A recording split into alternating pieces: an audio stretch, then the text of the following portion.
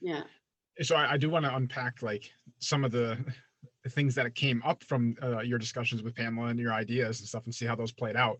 Um, but before we dive into that, so like with your idea, like as things were like coming up and figuring out things, like how were you exactly were you going about like working through that with Pamela, like structuring it out and then like implementing it, and what was different about like now doing it versus like say pre-pandemic?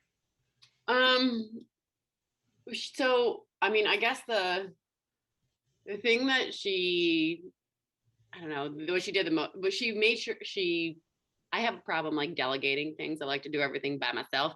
And so one thing she was like, you need to be delegating things, Mm, better so that you can work on the bigger pieces of your business.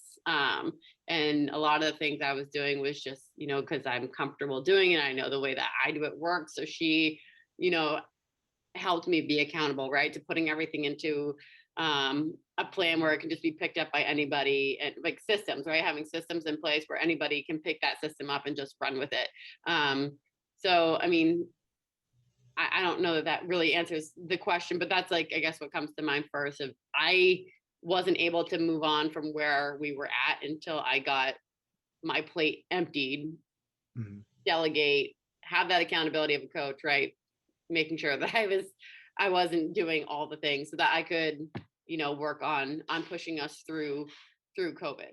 And then, but we're certainly several months away from the social distance gaps being closed up. But at the same time, we just prepared for that by hiring another coach. So when that time does open, we'll be prepared to have, grow on the floor, and then have, the coaching team to support the mm. growth of clients on the floor. So And that's so important too, right? Obviously, you being the leader of the business to see what's coming next and make sure you're preparing for it and not waiting till it's here and then exactly. scramble and make an under fire decision, That's so true. especially with hiring.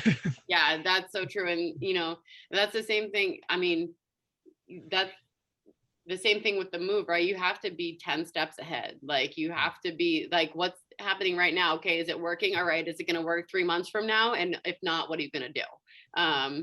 And that's, you have to be on the defense all the time, like, because it's none of us were expecting COVID, and we were not prepared for that. And like, anything can happen next, right? Like, I think we're all pretty clear of another shutdown, but like, what are you going to do if what are you gonna do? Gotta be ready.